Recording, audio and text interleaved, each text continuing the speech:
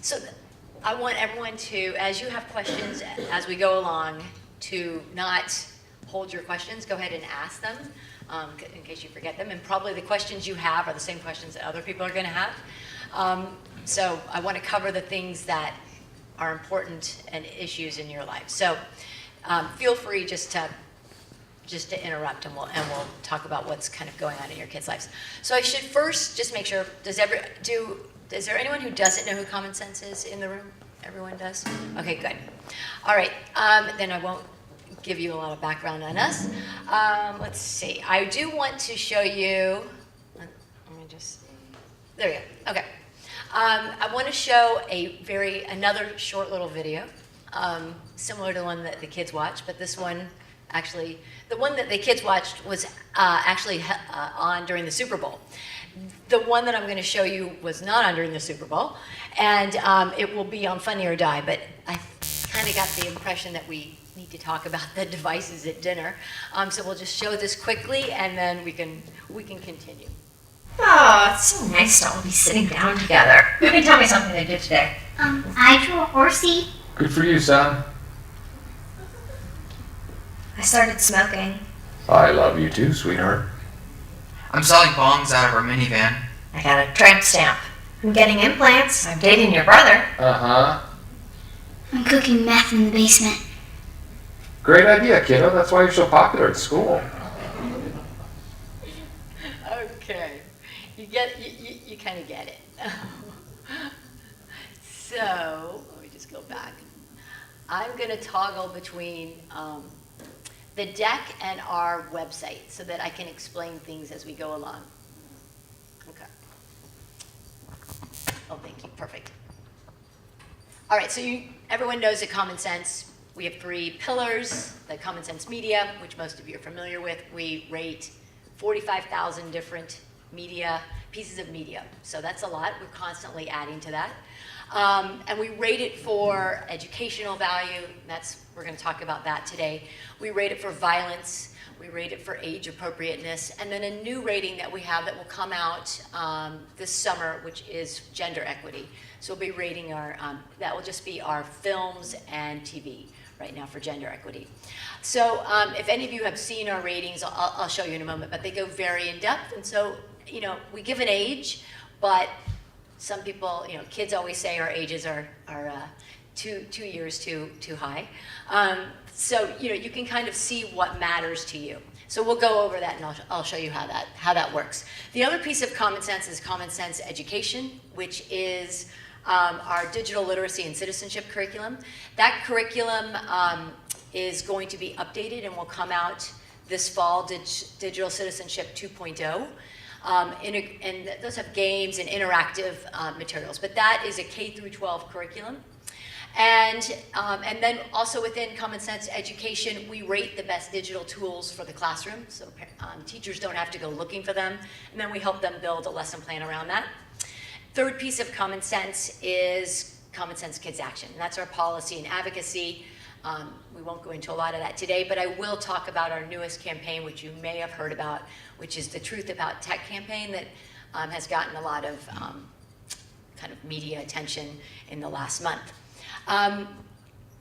Within all of that, we do research, and that research arm is growing, and the research really influences everything that we do that's on both the consumer site and on the education site. We're coming out next week with our VR research, which is a partnership with Stanford, a guy named Jeremy Bailenson at the Human Interactive Lab at Stanford. We'll have this fall kind of our big research report, which will be the like culture, and that is like in likes. And that will be the like culture and its effect on brain development of tweens. Okay, so that's kind of everything that we do. Let's see. Am I doing this right? There we go. Oh, okay. How many of you have kids who are like kindergarten through 2nd? Okay, so we have a few. And do those of you who have K through 2, do you have older kids as well? Everyone has older kids? No. Okay, so I don't want to This is not about scaring you, but this is just the reality. And I think it's important for you to hear from the teens and tweens themselves what their digital lives are like, because that's what we're going to be talking about. So this is a young girl that who's part of a, we did some research and she was part of our research. There's a little older boy in this as well, but this is a 13-year-old girl, and I want you to get a sense of what a tween's digital life is like from her perspective.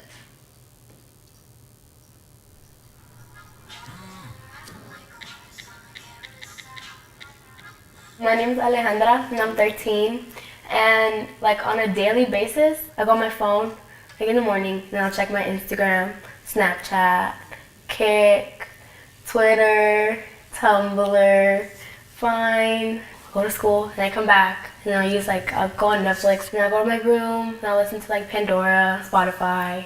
I'll play my Xbox, like Grand Theft Auto and Call of Duty, and that's about it. If I would add up all the time that I use, I think I would spend about 7 to 8 hours every day. Can we help you?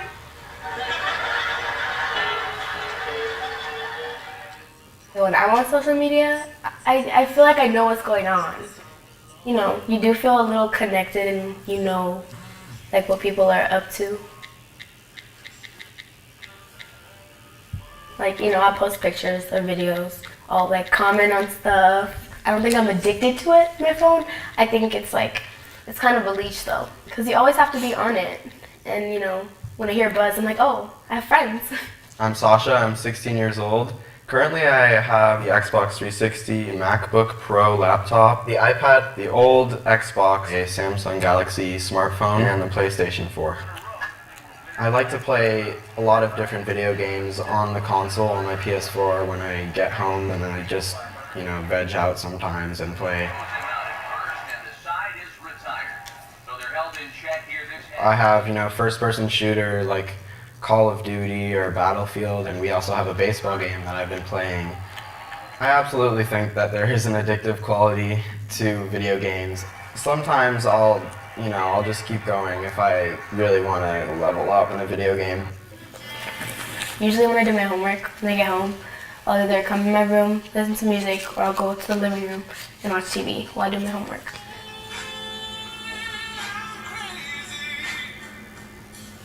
If I'm like reading something and I get distracted from the TV, or like I'll pause it or I'll turn off the music and like I'll go through the problem again or whatever I'm working on, because I guess I was just a little distracted.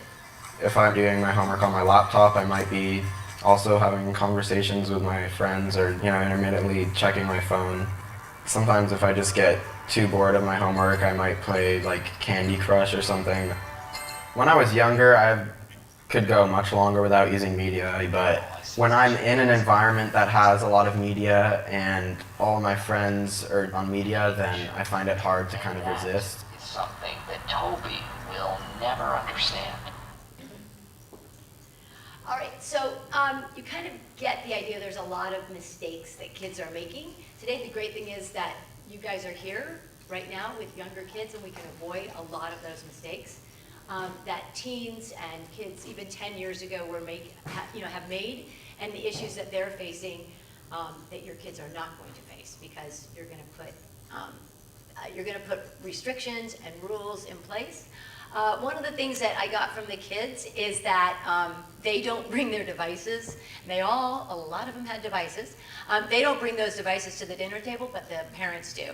So that's the first really simple thing I would tell you is stop bringing your devices to the dinner table or to your breakfast table. When what you're doing is you're modeling the behavior that you want your kids to do. It's a really simple thing to have a dinner and conversation, especially with younger kids, and be able to converse. I mean, that's really simple. And I will tell you that because your kids are really so much younger, I mean, this should be something that you put into your house if you want to have children who are good digital citizens. That's a super simple place to start.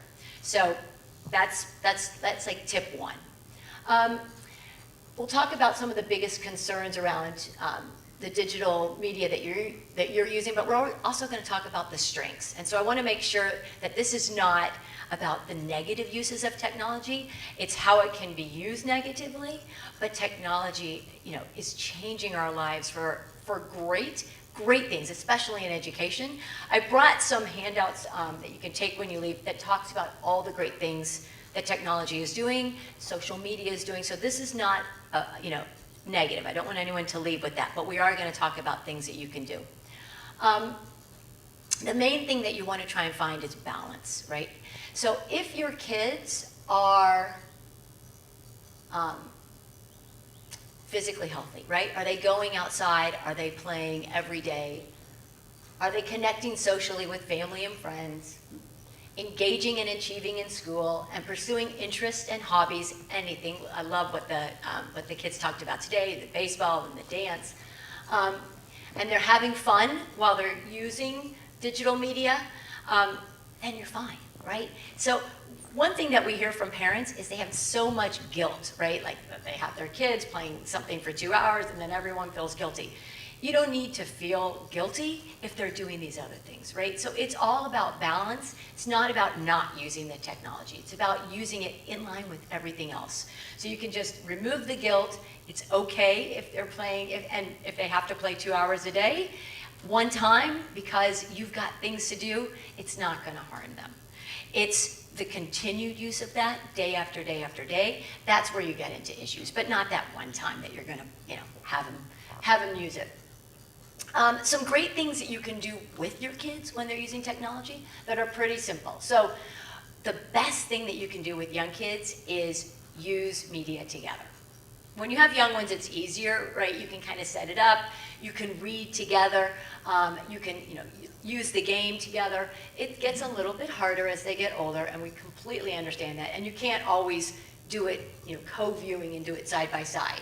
And I'm going to show you some tricks that you can do when you're, no longer able to do the co-viewing and you have other children and you have things to do. But when you're just beginning, doing it with your child is great. Know your own rules, and that means know the rules of you and your partner, right? So be on the same page. That's really important. I am going to show you this family media agreement that you can set, and it's really simple. Kind of, what are the rules of your house? Do you have a sacred space? And that's like kind of device free.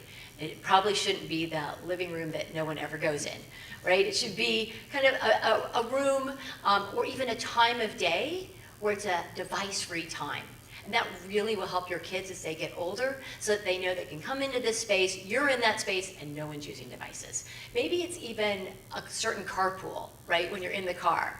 And I promise you that when you talk to your other carpoolers and you ask them, listen, can we, to soccer, what if we make this a device-free carpool just for our soccer group? They're probably going to be really happy that you're doing that. And yes, the kids the first time might be really bummed because they're not all sitting there on their phones, and they'll be forced to look at each other. I promise over time, they'll actually converse, and then you will start hearing those things that we used to hear when our kids were in the car, and you get just to be that fly on the wall and you hear all the gossip that's going on.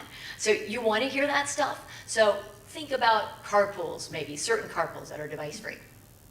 You want to set those expectations with your kids, and that's about that family media agreement, and you want to rehearse those. So for example, if you know that at a certain time or before dinner, or after dinner, that you're not going to have devices in the home, then you want to always be talking about that. You want to set your media agreement. You want to put that up so that it's there so everyone can see it.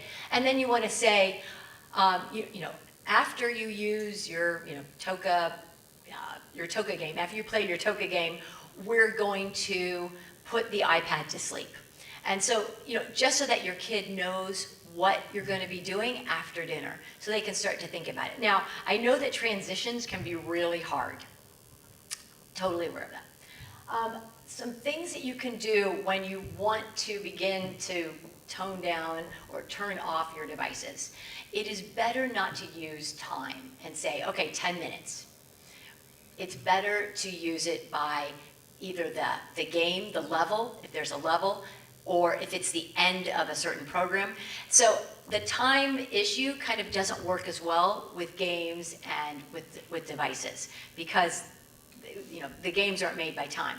I will go into just briefly telling you about some things that we know about the games and the platforms, and you should know as well, and your kids, especially older kids who are in like fifth grade, and those of you who have middle schoolers certainly can talk about this, is that these games are made to keep your kids on, right? They're made so that they will continue to come back. The same way that Netflix, YouTube, it's got that loop. You can actually turn that off so that it won't come back within the next 7 seconds.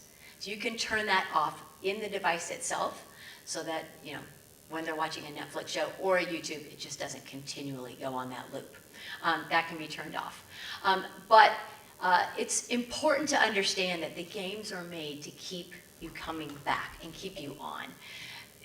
We can call that addictive qualities, but that is the intent of the game.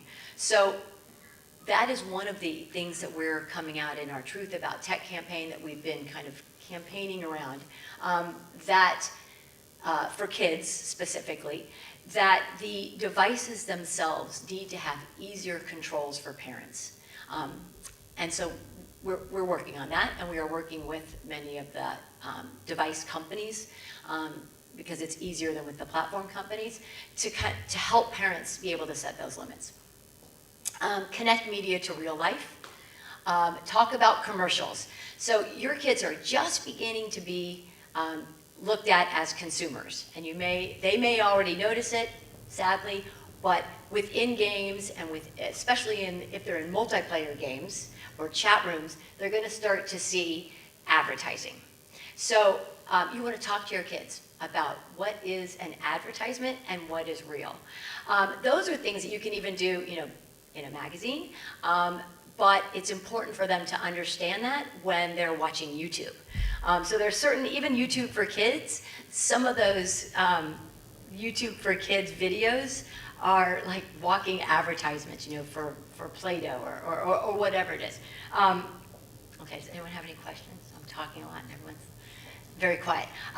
Encourage creation as well as consumption. So what does that mean? Most kids today are consuming technology, right? So they're consuming videos, they're consuming TV, same thing that you did, but they can do it anytime. So we want to foster a creative environment, and there are games that are all about creation. Minecraft is one of them. So these are about creating, and instead of just your child sitting there for the life of the game and just sitting there pressing the button over and over and over, which can be really enticing for a kid, especially that continual movement, that continual motion. They really like that. So look for games that have an educational value and that are creation-based. I'm going to show you, this is probably before we go, and I'm going to show you how to utilize the website so you can find these things. Talk about digital citizenship with your kids. What does that mean? What is a good digital citizen? Well, it's the same thing in real life as it is online. And that's something that kids need to understand about bullying, right?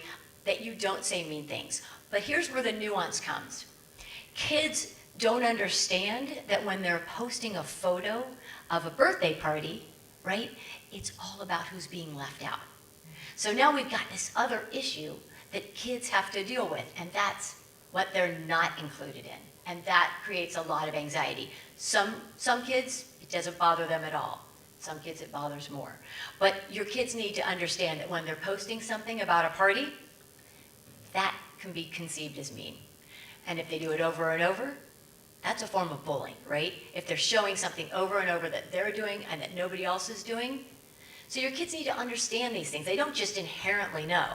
It's up to parents to talk about these things. They're learning it at school as well, especially in middle school. Our curriculum is a K through 12. We really encourage schools that introduce technology, that when they introduce technology, that they begin to use a digital citizenship curriculum. So that the moment that they have a device, they understand what is ethical, what's moral, and what's proper use of that device. because they need to learn early. And we know and we see that younger kids today have a different relationship with technology than even kids did 5 years ago. We see that. There's a much healthier look because, right, because there's already things being put in place. I like to give the analogy of where we are with technology, and especially specifically with our phones, to the car analogy. I'll tell you what I mean. I have older children, and I tell you, thank goodness, I have a 27-year-old and a 25-year-old, and they say as well, we are so lucky that we did not have to grow up in this generation and have to deal with the things that teens today have to deal with. It is much more difficult to be a teen today, and it's much more difficult to be the parent of a teen today than it was 10 years ago. So my example, when my brother and I were young and we would be in a car, my parents would put one person in the front on the floor and the other person in the back on the floor so that we wouldn't fight. Lots of parents did this, just so that you know, my parents were not terrible. But we didn't have seatbelts, right? There were no airbags. Over time, cars are still great. We all use cars. We love cars. Cars have evolved. But today they have seatbelts and they have airbags, and they're so much safer than they were 40 years ago, right? So that's where we are today with technology. We need to put those airbags in, we need to put the seatbelts on, and we need to teach our kids how to use it responsibly. So think about that analogy when you're thinking about technology. Okay, before we go there, I'm gonna just quickly show you, because I think you'll love this, how to find, this is our website, how to find the best digital games, movies, books, how about that? And I'm gonna show you some special things that you can find from that. So here, let's look at games. And now, you can put in the age. So let's put in, how about like some 6-year-olds or 7-year-olds today? So here's some games for 6-year-olds. Now, let's find a good game. Okay, so here's a game that we give 5 stars to, okay? I'd stay away from anything under 3 stars, right? I mean, kind of what's the point? You might as well go with the 3 stars and up. Now, this one's got 5. Let's see what it says. Ambitious game experience helps you relax, expand your mind. So here's what it says. Wow, this is you guys maybe want to look at this. This is a really good game. I have no idea what it is. But it's got positive messages, positive role models, ease of play. We give you what you need to know about the game, what the game is about, and here is the golden nugget that and we have, remember, 45,000 different reviews, and we're always adding to that. So here's the golden nugget, what to talk to your kids about. So this is the cheat sheet. This is where you are able to co-play with your kid.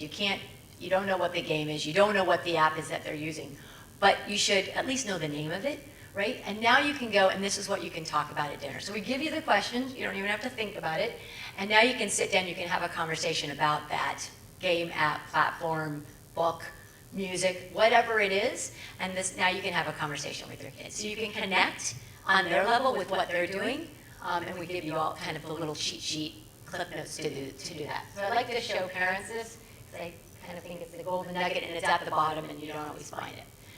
So that's the review. The other thing, as long as we're here, I'm going to show you, which is, and everyone should know, all of this, everything Common Sense does is free. We have no gated material, everything is free. So that's our intent, and we have so much content, so please use it. We got a lot of people who are doing a lot of work to make all of this content, so we hope that the parents will use it, and educators will. But this specifically is the consumer site, the parent site. So here's the parent concerns. So from our research, these are the areas that you as parents have the most concerns about, okay? So will someone just call out, you're looking at these, does anyone have a specific parent concern? YouTube. Yeah, that's a biggie. Okay. Well, here we go. Let's go to YouTube. Okay, now, you go into YouTube. Now it's that kind of same thing. We can find big kids, little kids, tweens, teens. What age do you want to? 10? Okay. So let's go to tweens. All right, so here are the main questions that we found for 10-year-olds, for parents of 10-year-olds who are using YouTube. These were kind of the based on a survey that we do now with SurveyMonkey. These were the main questions. So what we've done here, YouTube comments, is it okay for my kid to start her own YouTube channel? That's a good one. Now we go in and we're going to give you this full blog and information and advice. And all of this has click-throughs. So we now, hopefully, we've answered your question. We've given you more to think about than you probably wanted. But we have this for all of those parent concerns. We have 14 different parent concerns. So if you have an issue, if you're worried about technology addiction, if you're worried about screen time, any of those things, YouTube, we probably already found the answers for you, so you can just use it. So that's the parent concerns. All right, let's go on. What do you want them to get out of it? All right, so this is just, what do you want them to get out of digital media? Fun, learning, connection. I just don't want them to be messed up. These are probably some of the concerns that you have. But be choosy. So this is an important one. I want to go over a few things and I took some notes. So there's some things that you can do in your house that are really simple, and some things you can control.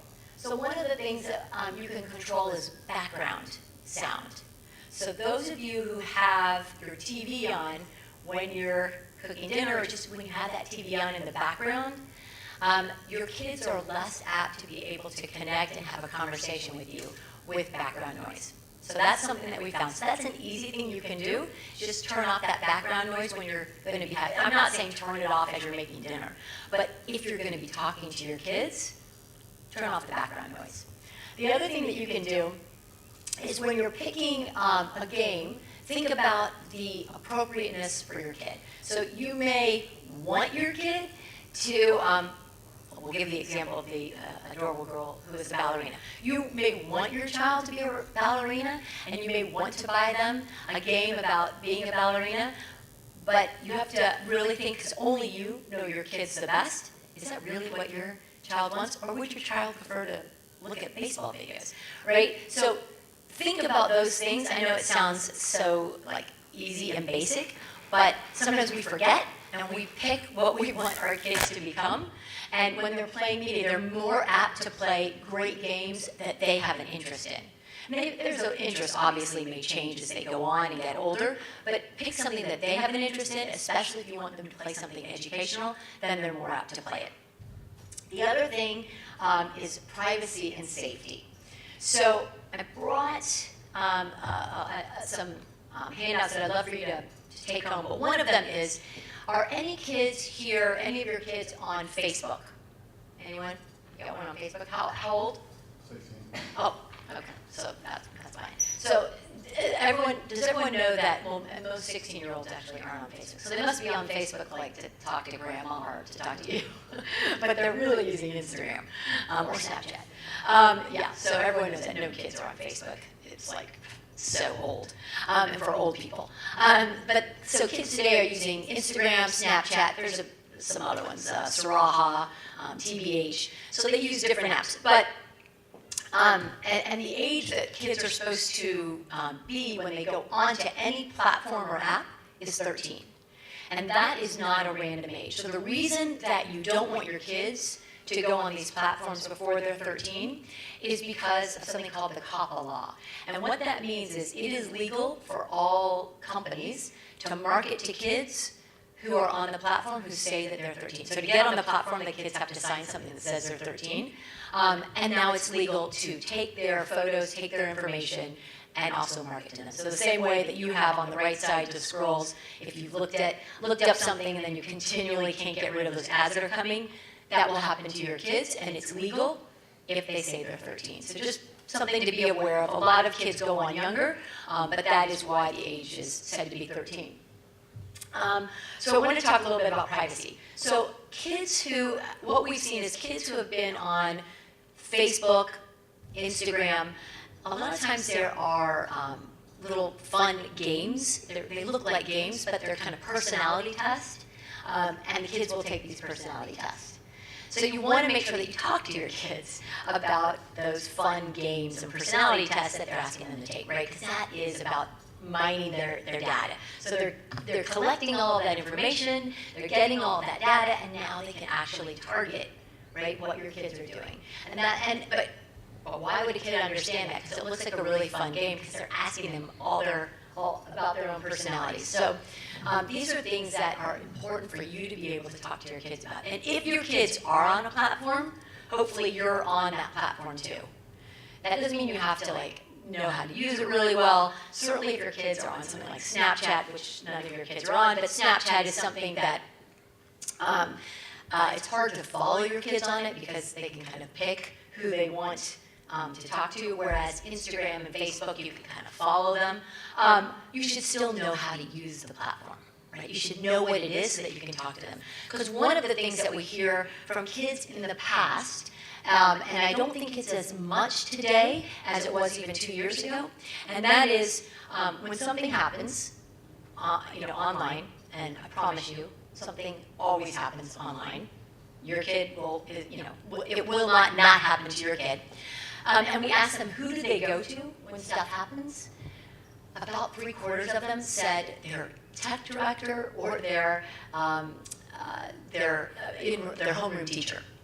So why? Why would they go to those people and not to their parents? And their answers were that it took too long to explain the problem to their parents, and it just wasn't worth the effort. So, right, so basically, oh my God, to explain to my parent to my mom, how someone took a screenshot of this on Snapchat, and then they sent it, and blah, blah, blah. And then the parents are, what's a screenshot, what's this? So they said it just wasn't worth it, and so they went to someone who actually understood their language. So you gotta understand what your kids are doing, right? It's not your lives anymore, and it's not how you look at things. And you are younger, so you probably have more of a connection with what your kids are doing than even parents 5 years ago. But it's still different. Like, what do tweens love to talk about at lunch? You know what they love to talk about? They like to talk about GIFs and memes. Does everyone even know what a GIF and a meme is? Right? So these are really fun for kids to discuss. Where did they get their latest meme? Where did it come from? Have you seen this site that has super fun GIFs? So the language of your kids and what they're experiencing is different than what you've experienced. But that doesn't mean that you need to remove yourself from it and not understand what those things are. Just ask them, right? They want to be able to tell you. They're super excited. Believe me, they tell us all the time how excited they are about them.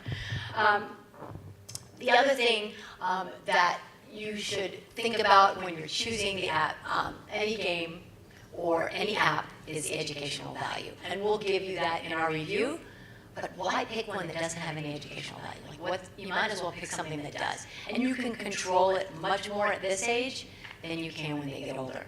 So start early, pick educational games that your kids are going to enjoy and have fun with, and they'll get used to games where they're more creative and less consuming. And if you start early with that, they're going to grow into that more, and it becomes more habitual. Okay, any questions? No one's going to ask me any questions. Yeah. Oh, yes. All right, so earlier you talked about you having more success with the device makers than Yeah. the Okay. Yeah. Can you talk a little bit about the challenge of existing parental controls? Because I love what you do. Yeah. I use it all the time. Thank you. It's much more useful on this when you're working in a movie or getting Yeah. a single asset. YouTube is a challenge. Minefield. Because Yeah. the parental controls. Yep. The automatic detection really doesn't work. Yep. And all you do is block channels, which Yeah. is not practical. Certainly not at that age. They can do it when they're 5. How are you guys, I'm sure you've had conversations with the platforms about integrating your ratings. Yes. It would be nice to just turn on, a 10-year-old filter and let them go to town on YouTube. Right? Yeah, it would be really nice. Otherwise, I mean, I don't know, I've had 3 boys go through this, 10, 14, and 16. Yeah. It's almost like they're different generations. Exactly. The stuff changes so fast. So fast. I'm sure the 16 and 10-year-old, You're completely different. completely different. And the 10-year-old's probably much, I would think, much more thoughtful about what they're doing than the 16-year-old. I don't know. But what's the state of play, and how are you guys thinking about that? Yeah. Partnering with these platforms, because there's a mismatch right now. Yeah, there's totally a mismatch. So, did everyone understand that question? What is he referring to? So it's a problem. We called it out, right? So that was kind of our first step, is to bring awareness to what's happening. Most of the tech companies were really interested in talking to us.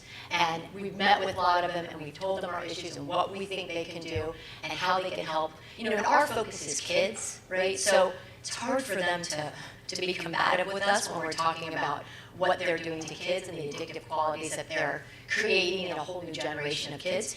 That being said, for example, Snapchat is a completely addictive app. I mean, the whole purpose there's something on Snapchat called streaks. The only purpose of a streak is to build an addictive quality in a kid. And people are wondering what is a streak, but Snapchat is an app that most tweens and teens, probably all tweens and teens use if they are using any type of social media. And Snapchat is the ephemeral, it supposedly disappears. It doesn't disappear, nothing disappears, and your kids probably know that, but all parents should know that. Whatever they put out there is there forever, because people can take screenshots of it. And then a streak is something where they go back and forth with someone, and they have bragging rights to say they have I have 300 streaks with this person and 200 streaks with that person and 150. And what that means is that every day they haven't missed a day, and they've sent something back and forth, and it can be inane, like, hey, what's going on, or a photo. But whatever it is, they haven't missed a day, and that's a streak. So you have bragging rights when you say, oh, I have 300 streaks with this person and 200. And that means that's all they're doing is sending stuff back and forth every day. And that's a streak. Just giving you examples of addictive qualities in platforms and apps. So we have found that the tech makers like Apple and Samsung are more, right now at least, more apt to understand that they can still have a monetary, they can still monetize, but they can put restrictions actually into the phone and platforms that are better, so that parents can actually set limits within the device themselves. And they still won't, they're not going to lose money. In fact, maybe they'll make it so they have to pay for those things. The platforms are not as open to us, working with them to put the limits on it. And maybe it's just more difficult because of the algorithms. I don't understand all of that, but the platforms are not as interested in working with us. Some platforms are very open, but like Facebook was not happy with us calling them out. YouTube for Kids, we have said YouTube for Kids is great. They made a few mistakes, but YouTube for Kids is a highly curated app, but YouTube for Kids stops at about 5, right? So beyond that, no one's going to be using YouTube for Kids. And once they go into the vast world of YouTube, you got a lot of issues, even when you try and put parental controls on that, because kids can get around it. So the main thing that we at Common Sense talk about around parental controls, and I brought some controls, but they're not for you. They're for the younger parents here, that you can actually put in your home, on the devices, things you can use. Eventually, your kids are going to get around those controls. I promise you. No matter what control it is, they can YouTube how to get around such control, and as soon as they figure that out, that control is no longer good. So I suggest these controls for parents of younger kids, because you don't want, sometimes they accidentally, right, are finding things. And now we know, unfortunately, that accidentally finding things is happening younger and younger, right? So when kids are on a game or they're looking something up, the algorithms that come back on the porn are so strong now that inevitably your kids are going to come across porn when they're looking for just about anything. So you need to have those conversations. But for the older kids, it's about having those conversations starting at a really young age. And it's about over and over ad nauseum talking about, what is appropriate use. Of course, they're going to make mistakes, and they should make mistakes. They're kids. And developmentally, those mistakes are different at different ages, and they're bigger as they get older, with bigger ramifications. But that's all developmentally what kids are doing, and they learn from those mistakes. But you have to have the conversations, and the one thing that you shouldn't think about doing is eliminating. I'm not going to let my kid have a phone until they're 13. That works if everyone else in the grade says, I'm not going to let my kid have a phone until they're 13. And there's a great campaign out, Wait Till 8, which is the Wait Till 8th grade. It's fabulous. If the whole world did it, it would be great. But that's not the reality. And the reality is that sometimes one kid or two kids or three kids in a class won't have a device and everybody else does. And those kids really feel left out and ostracized. Yeah. You just made me think about the whole road to 8 Yeah. and the fact that really it should be 13, but I'm wondering if really having them start at an older age, because everybody else says, but that's really not my biggest thing. Right. The fact that as they get older, the mistakes that they can make on the device are much larger, the ramifications are much larger. So you almost, it seems like maybe want them to start experience it. Exactly.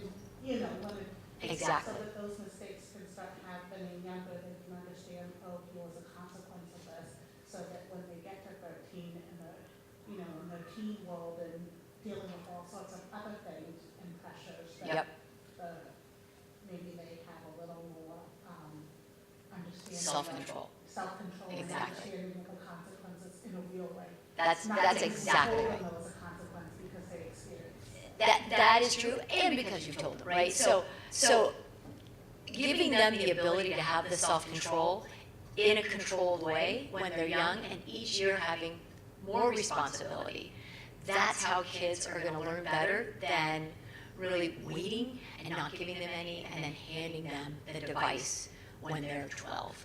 We know that the average age for kids getting phones is 10 in the United States. And I think 75% of all kids between the ages of 12 to 14 have phones. 75% of kids in the United States. So it is not a access issue, right? So sometimes that phone may be the phone for the whole family, right? But 75% of kids of 12 to 14-year-olds in the United States, regardless of income, have access to a phone. So it is part of, of kind of the fabric of our lives. Introducing it early and putting restrictions is really great. Also, there were a lot of kids here today who raised their hand. I don't know if it was really true, and maybe the device was just, maybe it was just something that wasn't a phone, I really hope. But a lot of kids raised their hands when I asked how many had devices. I'm hoping, because this population is so intelligent, that no one would be handing their 9-year-old a phone with a browser, right? So that's something that you need to think about. Handing your child a smartphone with a browser, you're setting them up for making huge mistakes, because the browser is the power. If there's no browser, then it's fine. But the problem is, some of these phones and Apple make it really hard to figure out how to take off the browser, right? It shouldn't be that difficult, and that's the types of things that we're working with them. Like, it shouldn't be that hard, but they don't want you to take off the browser. Or they should be able to make a phone, right, that's for kids 10, or here's the appropriate phone for a 7-year-old. Yeah.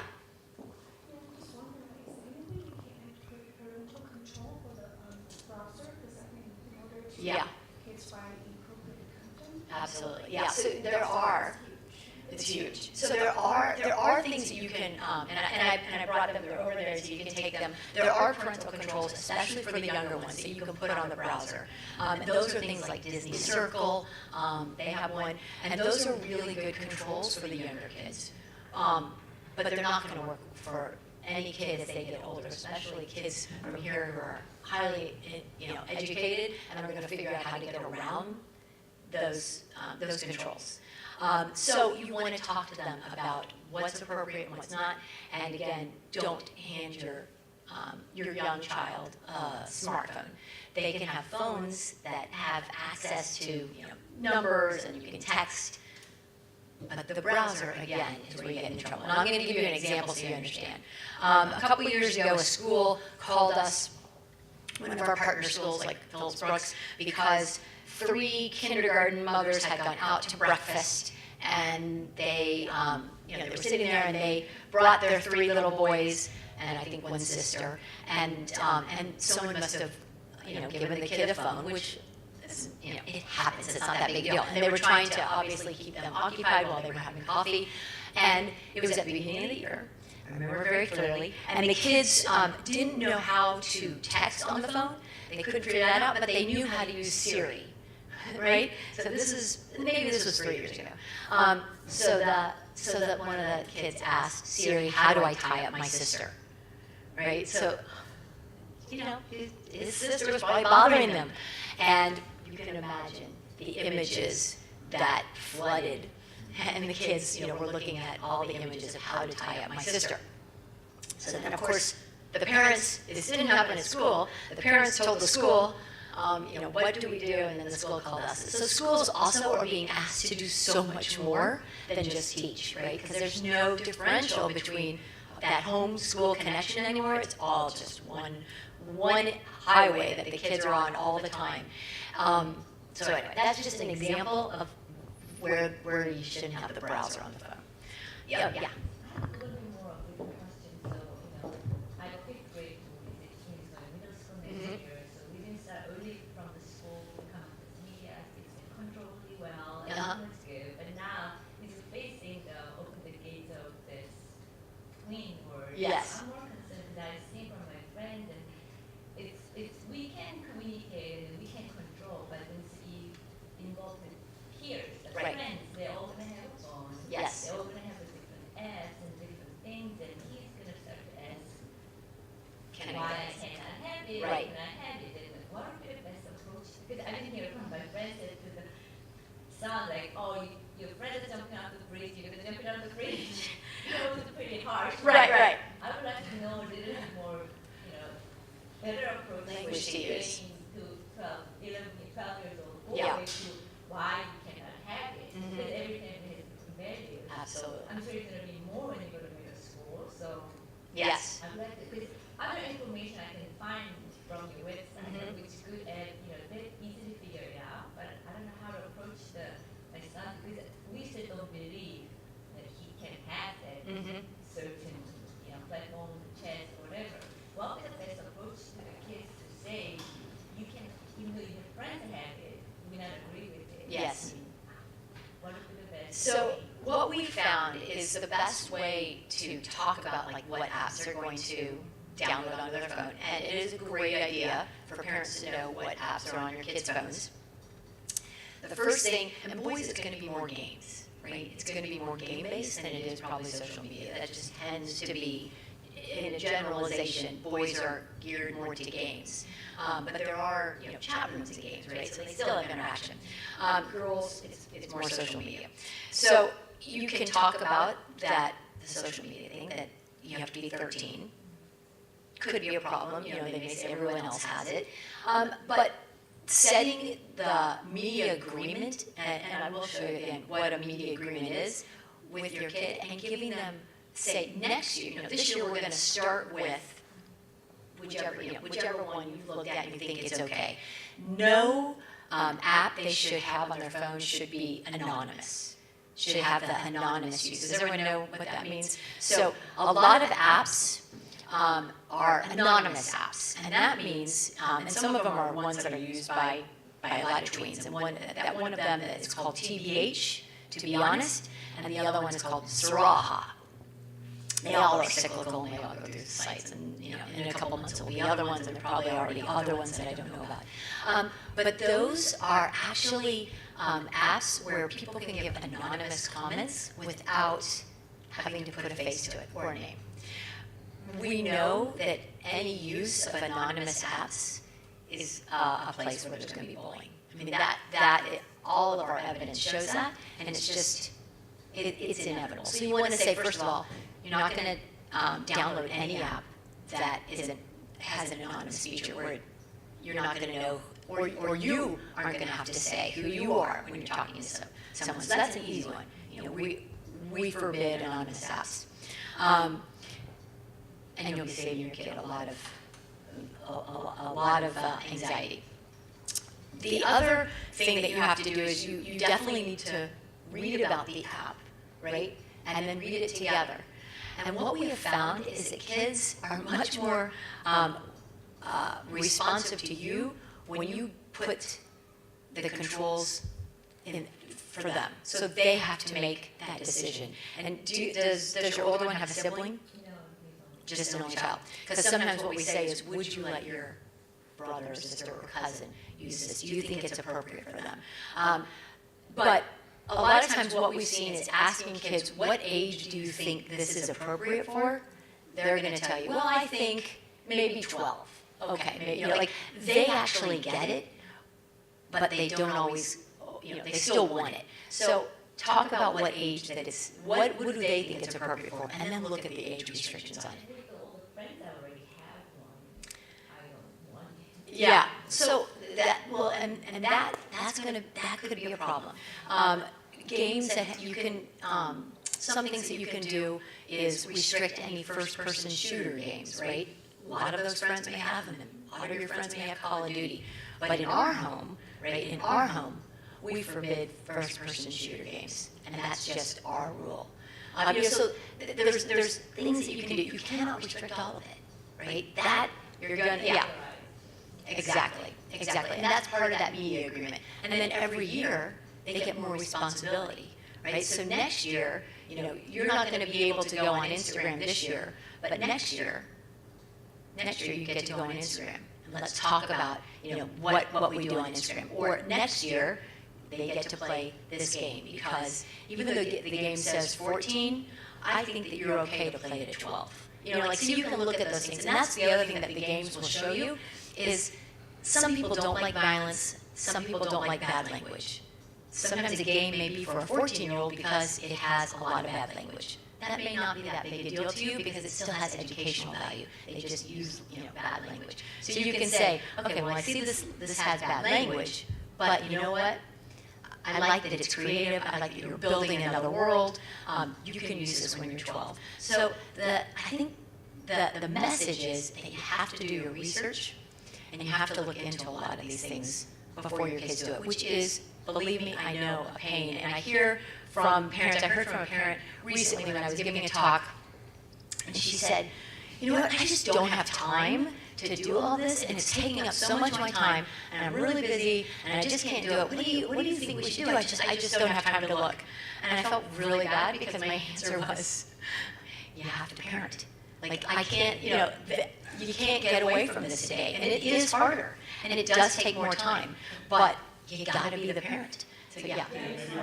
Oh, yes, sorry. I just want to add on to that, is that even if your child doesn't have a phone, which I have a 12-year-old girl, she's one of only two students in her whole 6th grade class that does not have a phone. Even if she doesn't have a phone, and I think, okay, I'm safe, she's doing that TBH with another friend that has a phone. Yeah. That's terrible. Yeah. So I have to learn all about that. And I think, And nobody she does. doesn't have it on her phone, but all the other kids do have those, and have things I've never heard of. So I have to make sure I know what she's doing with her friends. Because Right. it's a social thing. It I is. want to engage with my friend. And you can say, you know what, we don't like that. You can't go on the phone with your friend. You just can't do it. But you can say, you know what, you can use other apps, but I really don't like anonymous apps because I know you're going to get hurt. I know someone's going to say something mean to you. It always happens. Or you might say something mean to someone. And the other thing is, before we go, and I know we have to go. So I do want to say, for those of you who are just now, kind of beginning to have your kids do social media, or kids are texting, that obviously happens much earlier. We get the question, should we check? Should I be looking? And our answer to that is yes. You should be looking, and your kids should know that you're looking. Never tell your kids that you're not going to check, and then you check. We've seen the biggest issues come from that, because then you have your kids, first of all, can't trust you. again, they're not gonna come to you. And if they know that you're gonna look, just knowing, we know that they're less apt to do bad things. And when they tell their friends, my mom checks my text sometimes, their friends are less apt to send negative things. It's still gonna happen. You're gonna see stuff that you don't wanna see. Pick your battles, because kids are kids, and kids are gonna say things, and they need to be able to respond to each other and have secrets and talk about things. But you can let them know that you're gonna check. And you know why you're checking? Not because of punitive things, because you wanna make sure they're not gonna do anything that's gonna get them into trouble, right? So check on their, if they're on Instagram, look at their Instagram. Don't comment on any of their platforms. They really don't care what you think. If it's, especially when they're on social media, they could care less if their parent thinks that's awesome. Don't do that. But just kind of look and browse and be a voyeur and see what they're saying. Those of you who have younger kids, they still really like your opinion and they love you so much and you mean so much to them. And then you will see that switch happen as soon as they go into those tween years and you are no longer the center of their universe, nor do they care as much about your opinion. They care, but what they really care about is their peers and what their peers are doing. So just remember that. There's so much to talk about, I know. But feel free to take these. I have a lot of the controls over here and a lot of great articles. So please take them and thank you. I'm sorry if I didn't get to everyone's questions. Okay.